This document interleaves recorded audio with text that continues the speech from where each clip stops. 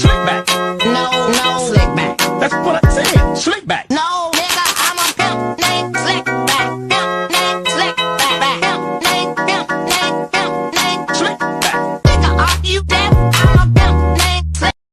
Assalamualaikum warahmatullahi wabarakatuh. Perkenalkan, nama saya Farah Oktavina dengan NIM 2241104030064 dari kelas 3 PBAB. Di sini saya akan memaparkan sedikit sejarah tentang Islamisasi di Banyumas untuk memenuhi tugas akhir dari mata kuliah Sejarah Kebudayaan Islam dan Lokal. Yang pertama, kehidupan sosial politik masyarakat Banyumas. Pembahasan mengenai Banyumas sebelum Islam tidak dapat dilepaskan dari sejarah dua kerajaan besar yang pernah menguasai Jawa, yaitu Kerajaan Mataram, Jawa Timur, dan Pajajaran, Jawa Barat.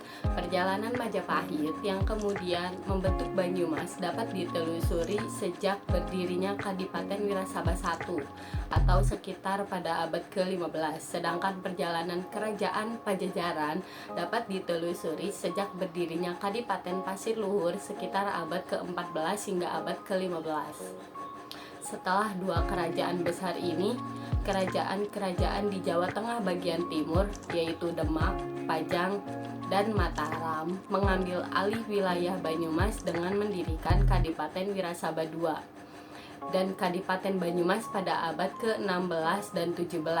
Dengan demikian, Banyumas sebenarnya adalah sebuah kota kabupaten yang merupakan bagian dari Kerajaan Majapahit, Pajajaran, dan kerajaan-kerajaan di bagian timur Jawa Tengah.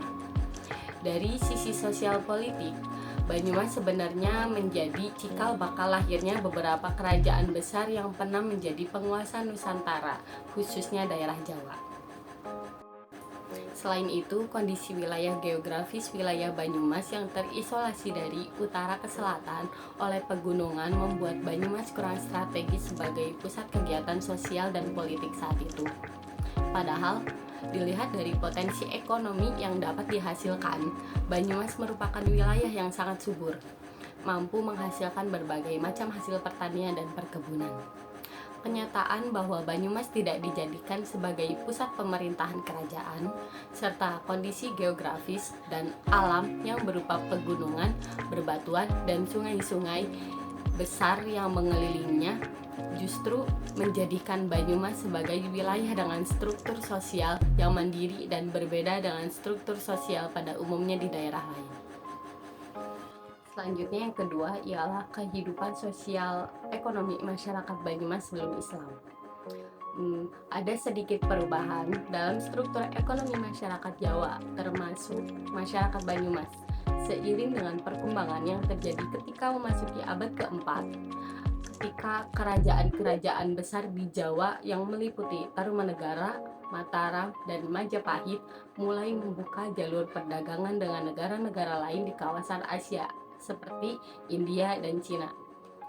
Pada masa ini, masyarakat tidak lagi hanya mengandalkan sungai sebagai jalur distribusi ekonomi, tetapi juga laut dengan berbagai dermaga dan pelabuhan. Profesi masyarakat pun berkembang dengan beberapa orang yang tidak lagi hanya sebagai petani, tetapi sudah menjadi pedagang, eksportir barang, atau operator kapal pengangkut barang. Yang ketiga, peran Wali Songo dalam Islamisasi wilayah Jawa Tengah bagian barat. Wali Songo yang terdiri dari 9 wali atau penyebar agama Islam memainkan peran penting dalam proses Islamisasi wilayah Jawa Tengah bagian barat. Yang pertama, sebagai pemimpin agama atau ulama. Mereka mengajarkan nilai-nilai Islam, membimbing masyarakat dalam memahami ajaran agama, dan mengislamkan masyarakat setempat. Yang kedua, Islamisasi yang damai. Mereka berusaha untuk menjalin hubungan baik dengan masyarakat setempat, berasimilasi dengan budaya lokal, dan menyampaikan pesan-pesan agama dengan cara yang dapat diterima oleh penduduk, yang pada saat itu mayoritas penduduk masih menganut kepercayaan Hindu-Buddha. Yang ketiga, mendirikan pesantren. Wali Songo terlibat dalam pendirian pesantren dan pusat-pusat keagamaan. Pondok pesantren merupakan pusat pendidikan Islam dan penyebaran ilmu agama. yang berperan penting dalam proses Islamisasi di Jawa Tengah. Yang keempat, transformasi sosial. Mereka membawa perubahan dalam norma-norma sosial dan moral masyarakat, memberikan panduan dalam kehidupan sehari-hari sesuai dengan ajaran Islam. Dan yang terakhir, kelima, mengembangkan ekonomi. Mereka mendorong masyarakat untuk bekerja dan berusaha secara efisien sesuai dengan prinsip-prinsip Islam yang dapat meningkatkan kesejahteraan ekonomi masyarakat. Lalu yang keempat ialah peran wali dan ulama lokal. Yang pertama ada Syekh Makhdum Wali dan Raden Banyak Belanak atau Penembahan Senopati. Sejarah gelar Pangeran Senopati Mangkubumi di Kadipaten Pasir Luhur sangat erat hubungannya dengan sejarah Kesultanan Demak. Asal mula gelar Pangeran Senopati Mangkubumi ialah pemberian dari Sultan Demak kepada Raden Banyak Belanak di Kadipaten Pasir Luhur yang bersedia memeluk agama Islam dan membantu menyebarkan Islam di wilayah Pasir Luhur. Akibat keseriusan dan kegigihan Raden Banyak Belanak dalam menyebarkan Islam, para adipati di sebelah barat dan timur Kadipaten Pasir Luhur semua tunduk kepada Adipati Raden Banyak Belanak dan bersedia memeluk agama Islam.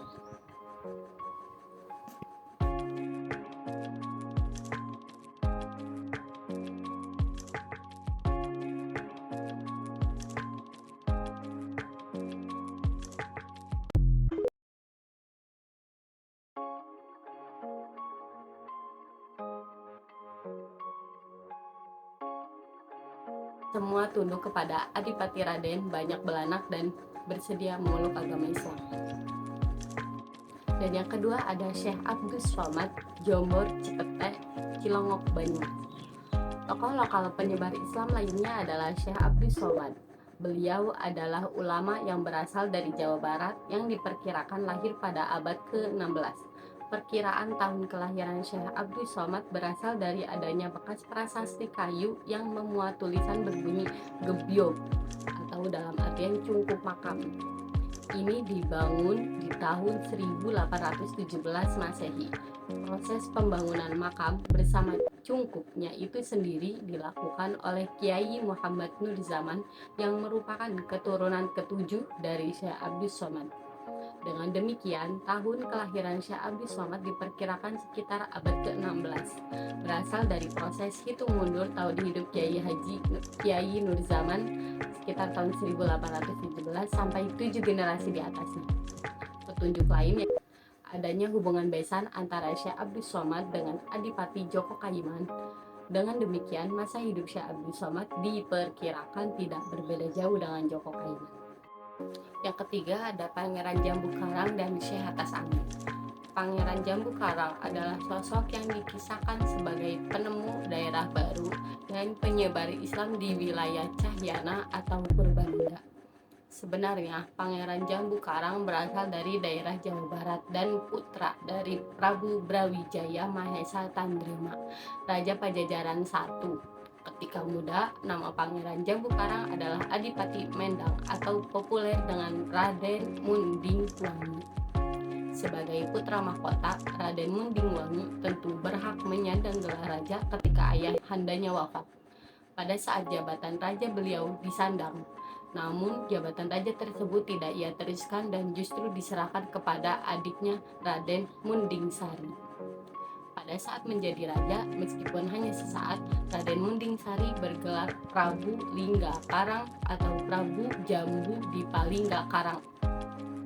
Keberadaan cerita Syekh Jambu Karang membuktikan bahwa sebelum era Dewan Wali Songo dibentuk dan menjalankan misi dakwahnya di bumi Nusantara, telah ada para wali lokal yang menyebarkan Islam. Hal ini dapat dilihat dari adanya beberapa peninggalan sejarah, baik berupa kuku, rambut, dan petilasan lain di daerah Gunung Lawet, Desa Panusupan, Rembang, Purbalingga. Di kalangan masyarakat Purbalingga, petilasan tersebut diyakini sebagai milik dari Raden Jambu Karang. Bahkan Raden Jambu Karang juga diyakini sebagai wali tertua yang menyebarkan Islam di tanah Jawa. Selain petilasan Raden Jambu Karang, juga ditemukan beberapa makam para wali yang hidup sekitar abad ke-15 sampai 17. Era yang tidak begitu jauh dengan dibentuknya Dewan Wali Songo angkatan ke-6. Makam-makam tersebut adalah milik Raden Mahdum Wali Prakosa, Madum Cahyana, Kiai Pekeh, dan Mas Barut. Keempat tokoh ini merupakan keturunan dari Raden Jambu Karang. Dengan demikian, Raden Jambu Karang hidup sebelum abad ke-15, yang bisa jadi semasa dengan salah satu angkatan Dewan Wali Songo atau sebelumnya. Yang keempat, Syekh Abdul Kahfi Awal. Sejarah Syekh Abdul Kahfi Awal tidak bisa dipisahkan dengan keberadaan Pondok Pesantren Solomangu di Kebumen, yang merupakan salah satu pondok pesantren tertua di Indonesia. Berdasarkan data sejarah, Pondok Pesantren Solomangu telah berdiri sejak tahun 1475 Masehi. Hal ini bisa diketahui dari prasasti yang ada di dalam masjid komplek pesantren. Jika mengacu pada prasasti tersebut, maka pesantren Solomangu diresmikan pada tanggal 25 Sya'ban 879 Hijriah, atau jika dihitung dengan kalender Masehi 4 Januari 1457 Masehi. Memasuki usia 17 tahun, Syekh Abdul Kahfi Al-Hasani pernah menjadi panglima perang di Yaman kurang lebih selama 3 tahun. Setelah itu, beliau meninggalkan Yaman dan bermukim di Mekah untuk beberapa lama. Pada usia ke-24 tahun, Syekh Abdul Kahfi Al-Hasani memulai misi dakwah ke tanah Jawa. Beliau mendarat pertama kali di pantai Karangbolong, Kebumen. Setibanya di daerah Kebumen, Syekh Abdul Kahfi Al-Hasani berusaha menaklukkan dan mengislamkan resi daerah Pundi di daerah Candi Karanganyar, Resi Chandra Tirto di desa Candi Wulan, serta Resi Danu Tirto di desa Candi Mulyo. Perjalanan beliau kemudian berlanjut hingga akhirnya memasuki daerah Solomangu yang pada waktu itu masih berupa hutan belantara.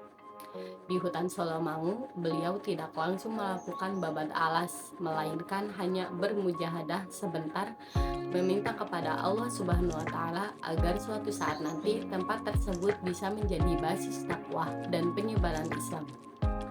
Setelah melakukan mujahadah, beliau meneruskan perjalanan menuju arah Surabaya. Yang kelima, ada Syekh Mubin Bulus Pesantren. Nama asli Syekh Mubin adalah Muhammad Najmuddin Ali Mubin.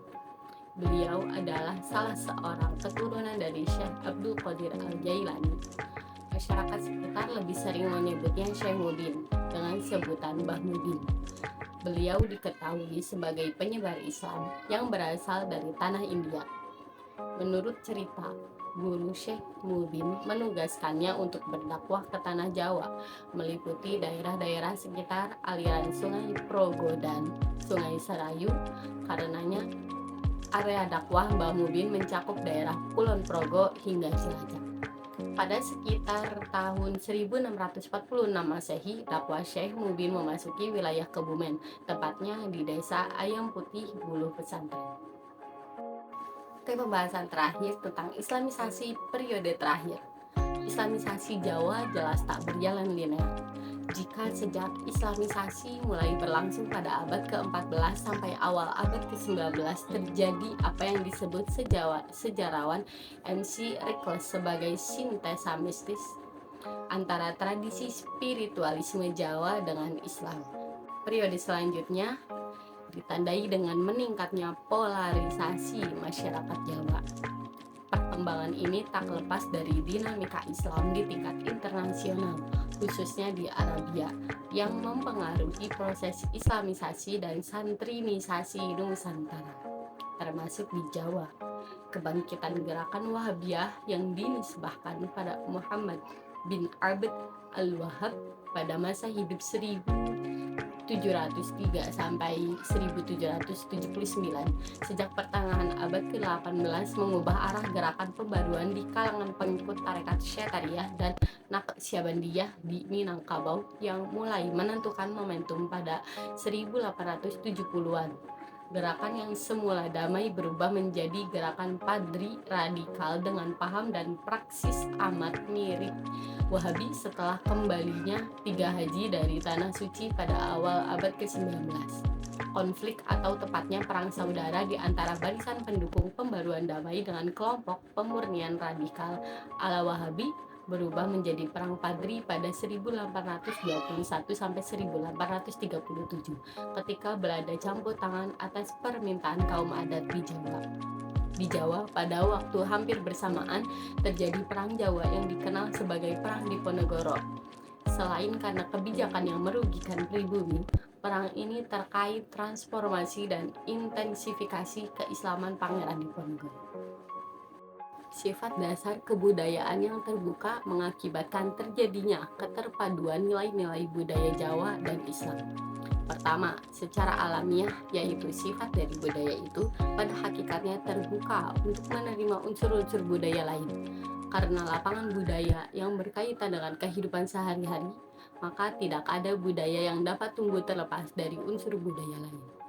Terjadinya interaksi manusia satu dengan yang lainnya memungkinkan bertemunya unsur-unsur budaya yang ada dan saling mempengaruhi. Kedua, yaitu sikap toleransi para wali songo dalam menyampaikan ajaran Islam di tengah masyarakat Jawa yang telah memiliki keyakinan pra-Islam yang kentang. Cara hidupnya masih banyak dikuasai tradisi pra-Islam. Tradisi ini menitik beratkan pada pemaduan unsur-unsur Islam, Buddha, dan Hindu. Dengan metode manut ilining, banyu para wali membiarkan adat istiadat Jawa tetap hidup, tetapi diberi warna keislaman seperti upacara sesajen diganti dengan selamatan. Mungkin cukup sekian yang dapat saya sampaikan. Saya mohon maaf atas segala kesalahan. Terima kasih sudah menyaksikan. Assalamualaikum warahmatullahi wabarakatuh.